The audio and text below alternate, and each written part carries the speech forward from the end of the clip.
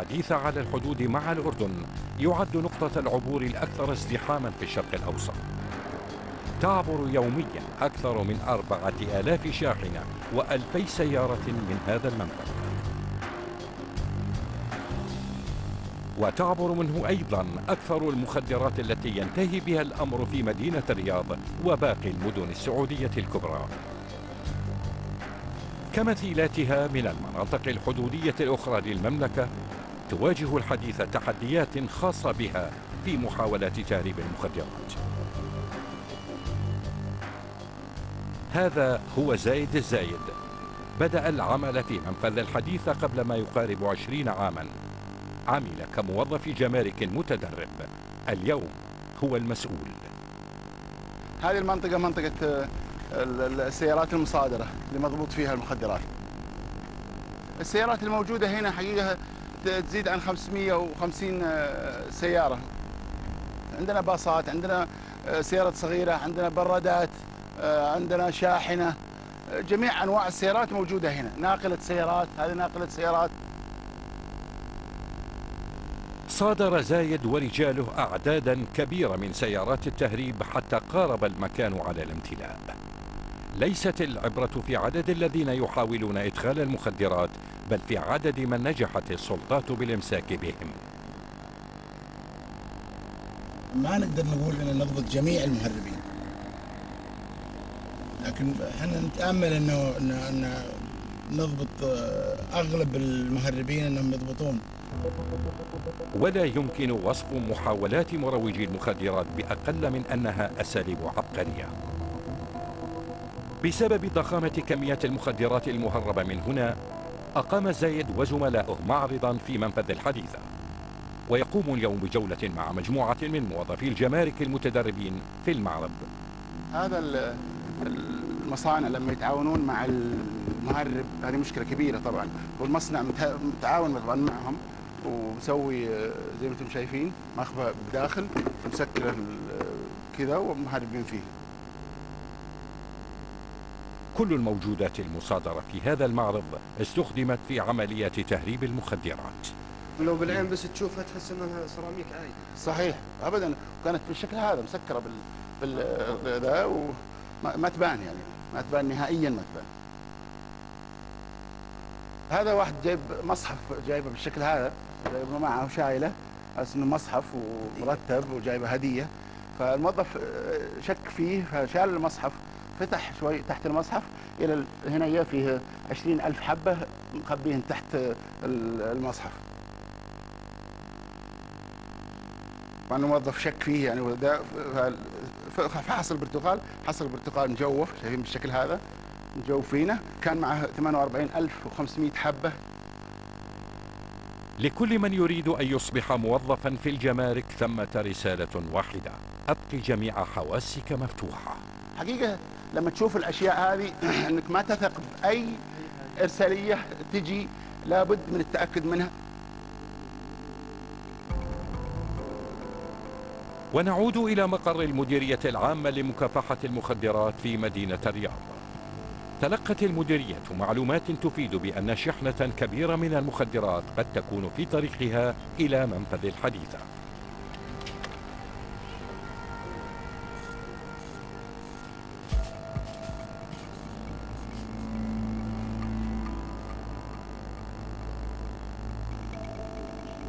العملية الأكثر أهمية حقيقة هناك المعلومات اللي تعرفونها اللي توفرت عن العنصر اللي في جهة الشمال. هذا الرجل طبعا يخطط إلى تهريب كمية عبر منفذ الحديثة من خارج المملكة. الآن متوقع برضو وصوله احتمال اليومين، فمطلوب الحقيقة حتى خطة عاجلة سريعة مع مصلحة الجمارك لآلية وكيفية الضبط عشان دعم الزملاء في الجمارك. الجمارك نتولى الآن الاتصال، رابط الاتصال، ويمرر كافة المعلومات الآن المطلوبة عن الهدف اللي سوف يحدث الآن في منفذ الحديثة.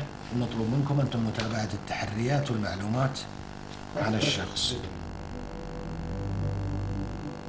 وضعت غرفة العمليات في الرياض مسؤولي الجمارك في الحديثة في حالة استنفار. طلب منهم تحري وصول سيارة من طراز GMC قديمة مدججة بالمخدرات. وفي مكان آخر في الرياض بلغت العملية التي يتابعها محمد مرحلة دقيقة. أمضى عناصر الفريق الأسابيع 3:30 الماضية يراقبون بشكل سري بيتا يشتبهون أن فيه كمية كبيرة من المخدرات. هم الآن بانتظار ظهور المشتري، والآن يعتقدون أنه الشخص الذي شاهدوه. في مقر القيادة يناقش الضباط وقت المباشرة بالمداهمة. الكمية تأكدت أنها موجودة في المنزل الآن؟ حسب معلوماتنا وتحريات الدقيقة تأكدنا منه، وننتظر الساعة المناسبة لتم القبض عليه الآن وبعدين ننتقل للتفتيش. الستر الواقية لابسين كامل تجهيز.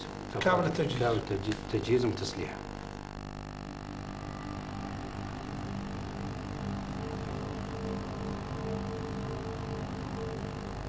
موت حاول أن تحتسب لله سبحانه وتعالى وانت بكل شيء وما يهمك شيء.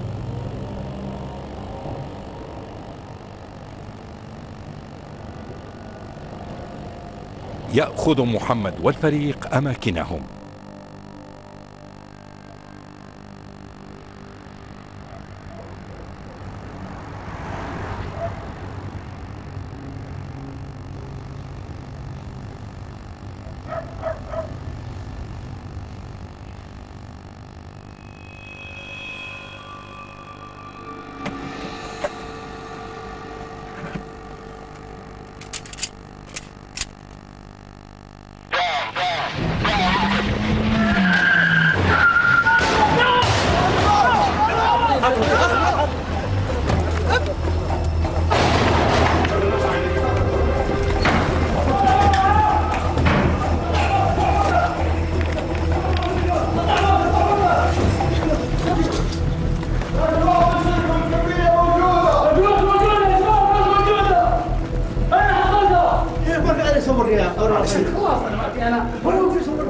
عجيبة والله اني ما ادري يا اخو.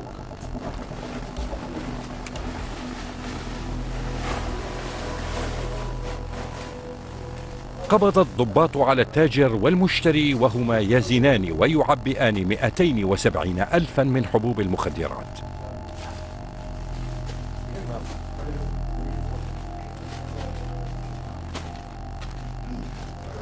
أهم شيء إن احنا انتجنا بس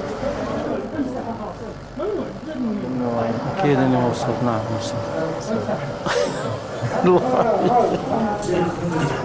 لم تنتهي القصة هنا، بل هي أبعد من ذلك.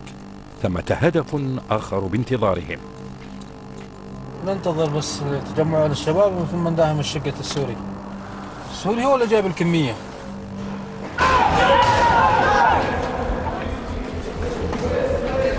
وين المبالغ المالية؟ ايش هو؟ المبالغ المالية. وين الفلوس اللي كنت تستلمها؟ اخلص بفتش البيت، اختصر طلعها، يلا. في شيء؟ في مبلغ هنا ولا ما في؟ نادي سليم خليه يجي. ولا يجي. ايه في خزنة خليه يجي. في خزنة؟ ايه موجود مفتاحها، خلي الرقم سري بس. كم المبلغ اللي فيها يعني؟ فيها اللهم صل على سيدنا مليون؟ مليون و200. حقت مين المليون و200 لحظة؟ حقت مين؟ هذه حقتي. طيب حقتك انت؟ وش تشتغل؟ انا جبتها من سوريا عشان بدي افتح. ليش ما حطيتها في البنك؟ لسه ما لا هذه مواد مخدرة. ها؟ كيف جبتها من سوريا؟ خلاص افتحها بس طول بالكم والله انا جفتوني. طول بالكم. خليك تفتحها. تعال استلم. اديني انستر يا ابوي. طق بقد خمسه خلي وجهك في الجدار. التحية. ألقي القبض على 3 مروجين وصودرت مخدرات بقيمة نحو 7 ملايين ريال وكمية كبيرة من النقود، كما صودرت 3 بنادق كبيرة. طبعا الفرحة عارمة جدا، التبريكات بين الزملاء، نحس ان قدرنا نحبط كمية لو تسربت او دخلت الى شباب هذا البلد ممكن تحدث اشياء طبعا تضر هذا الوطن. كانت ليلة ناجحة لأعضاء وحدة مكافحة المخدرات هذه. أتت أسابيع من المراقبة والانتظار الطويلة